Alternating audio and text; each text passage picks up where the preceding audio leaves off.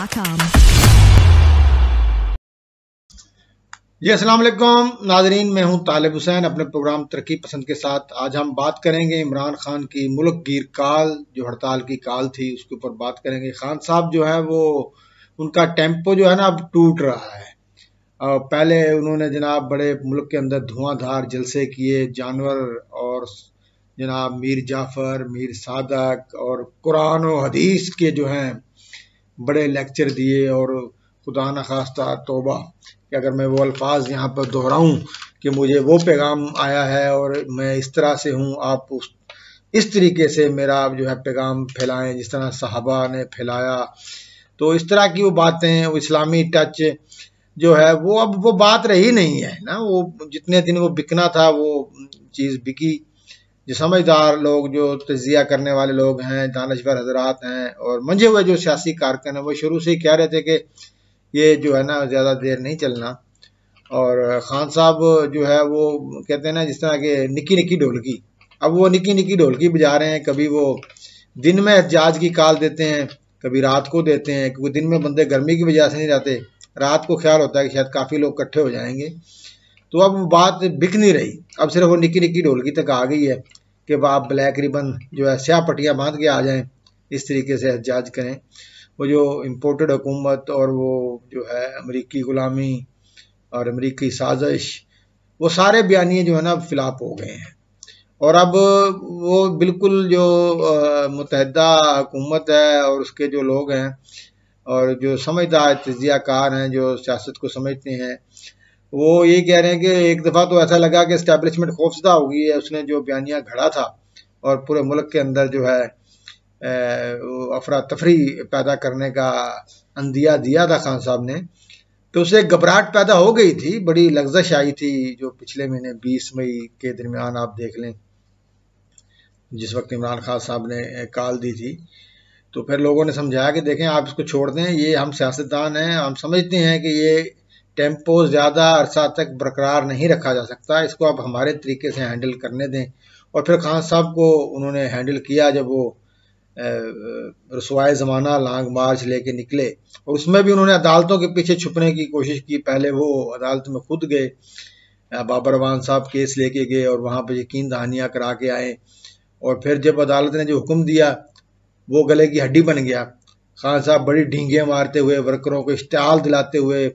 اسلام آباد تک پہنچے، اور ڈی گراؤنڈ کا انہوں نے ورکروں کو کہا ہوا تھا، ورکروں نے وہاں پر آگ بھی لگائی اور وہ ڈی چوک تک پہنچ گئے۔ لیکن خان صاحب چونکہ خود جیل جانے سے ڈرتے ہیں، کیونکہ خان صاحب کو گرمی جو ہے بہت زیادہ لگتی ہے، اور وہ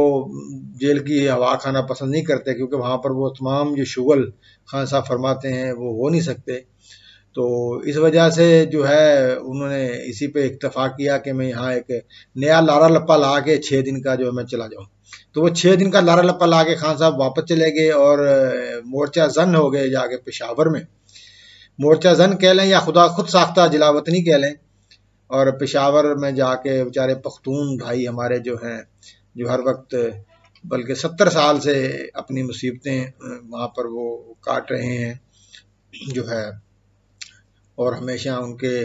جو آپ سمجھ لیں کہ پچھلے 20 سال سے تو دہشت گردی کی لپیٹ میں رہے ہیں۔ تو وہاں جا کے یہ مورچہ زن ہو گئے، وہاں پر دمبے پاڑے جاتے تھے، کہتے ہیں کم از کم 12 دمبے جو ہے نا روزانہ ذبح کیے جاتے ہیں خان صاحب اور اس کے حواریوں کے لیے۔ تو خان صاحب پہ جب تنقید شدید ہونے لگی، خان صاحب جی وہاں پشاور بھاگ گئے ہیں، اور وہاں پر اب انہوں نے اسلام آباد نہیں آنا، تو انہوں نے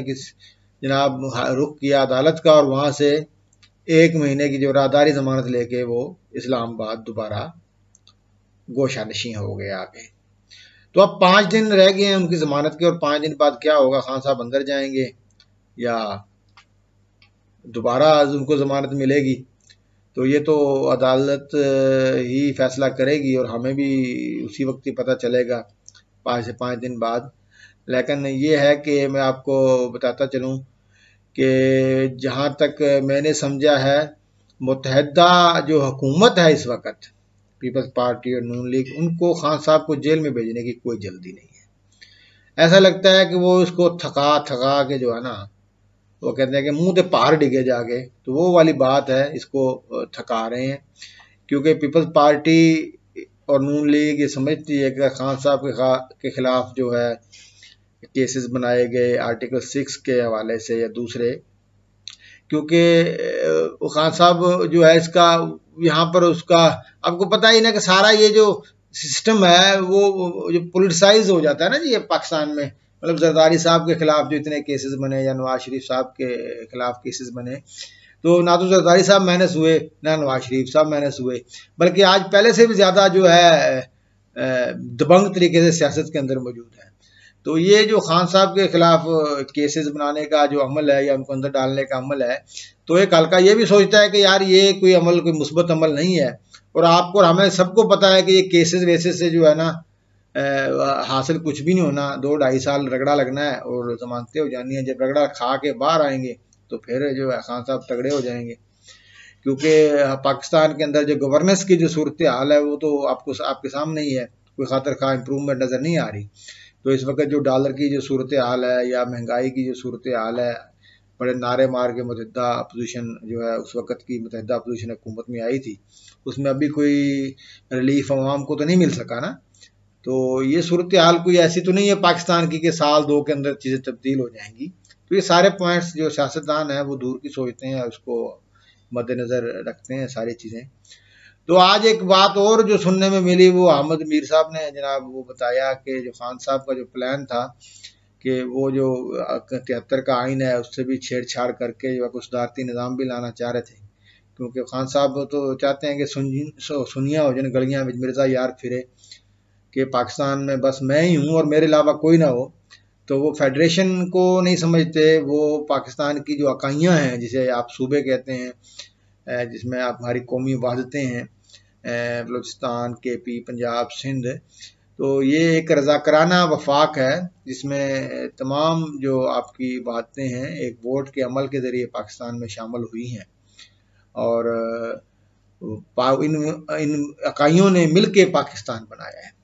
ٹھیک ہے نا جی۔ جب ان کی فیئر ریپریزنٹیشن وفاق کے اندر نہیں ہوگی تو پھر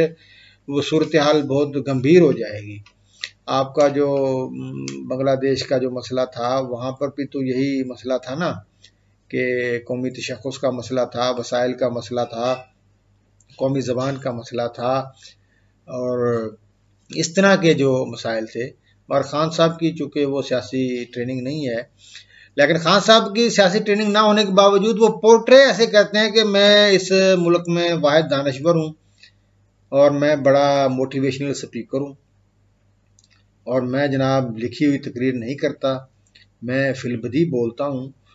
تو میں اپنے نوجوانوں کو یہ بتانا ضروری سمجھتا ہوں کہ یہ فی البدیہہ بولنا یا لکھی ہوئی تقریر نہ کرنا یہ کوئی اچھی بات بھی نہیں ہے۔ آپ پبلک جلسے میں تو بات کر سکتے ہیں، لیکن بحیثیت ایک ذمہ دار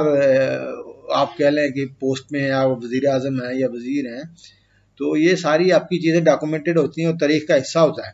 اور آپ بھونگیاں مارتے رہیں تو پھر بھونگیاں آپ کی تاریخ کا حصہ بن جاتی ہیں۔ تو یہ ایسا نہیں ہوتا کہ ایک ایک لفظ آپ کا جو ہے اہمیت رکھتا ہے بینگ ہیڈ آف اسٹیٹ۔ تو اس طرح خان صاحب نے اپنے آپ کو جو ہے نا عادت ڈال لی ہے کہ وہ ایک سپر مین ہے، اور لوگوں کو یہی بیچتے رہتے ہیں قصے کہانیاں جو ہے پاکستان میں بہت بکتی ہیں۔ جتنے بھی موٹیویشنل سپیکر ہوتے ہیں، لیکچر دیتے ہیں، وہ قصے کہانیاں سناتے ہیں، اس میں کردار بدلتے رہتے ہیں۔ تو میں سمجھتا ہوں کہ یہ جو موٹیویشنل سپیکر خان صاحب بنے ہوئے ہیں، میرا خیال ہے کہ اس سے وہ کوئی خاطر خواہ کامیابی حاصل نہیں کر سکیں گے، اور اس کا آپ کو پتہ بھی چل جائے گا ابھی 17 جولائی کو جو الیکشن ہونے جا رہے ہیں پنجاب کے اندر، کہ اس میں اونٹ کس کروٹ بدلتا ہے۔ اور خان صاحب اگر یہ بلدیاتی الیکشن ہار گئے تو وہ خان صاحب کا جو امریکی بیانیہ ہمیشہ کے لیے غرق ہو جائے گا۔ تو یہ صورتحال ہے ساری، کہ خان صاحب کا جو احتجاج کی کال تھی کل، اس میں چند سو لوگ لبرٹی میں اور اسی طرح کراچی اور دوسرے شہروں میں نکلے ہیں۔ عوام کے اندر خان صاحب اپنی موت آپ مر رہے ہیں، اور خان صاحب کو چاہیے کیا؟ خان صاحب کو چاہیے کہ اس وقت دیکھیں، تیل دیکھیں اور تیل کی دھار دیکھیں۔ سیاست کو طاقت کو سے جو ہے سیاست کا رخ نہیں موڑا جا سکتا، سیاست کا رخ موقع شناسی سے موڑا جا سکتا ہے، موقع پرستی سے نہیں۔ اور اپنی جو عادات ہیں کہ ہمیشہ دیکھنا اپنے جی ایچ کیو کی طرف یا اپنے جوڈیشری کی طرف، طاقتور کی طرف دیکھنے کی عادت جو ہے اسے ترک کر دیں۔ آپ اپنی جماعت پر توجہ دیں، اپنے نظریے پہ توجہ دیں، تنظیم سازی کے اوپر توجہ دیں، اور اپنا ایک الٹرنیٹو منشور جو ہے وہ اگلے الیکشن کے لیے بنائیں کہ آپ نے اگلے الیکشن میں کیا لے کے جانا ہے۔ بہت بہت شکریہ ناظرین۔ اگر آپ کو ہماری باتیں اچھی لگی تو پلیز ہمارے چینل کو سبسکرائب کریں اور لائک کریں۔ بہت بہت شکریہ۔